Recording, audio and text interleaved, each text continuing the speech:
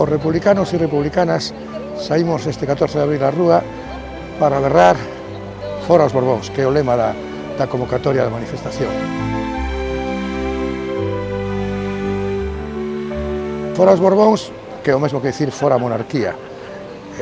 Reclamamos a apertura dun proceso constituinte onde a monarquía, como réximen herdairo da ditadura franquista, pois deixe de existir e con el pois o réximen do 78, a chamada segunda transición, que é quen sustenta e lle dá legitimidade a este réximen absolutamente medieval.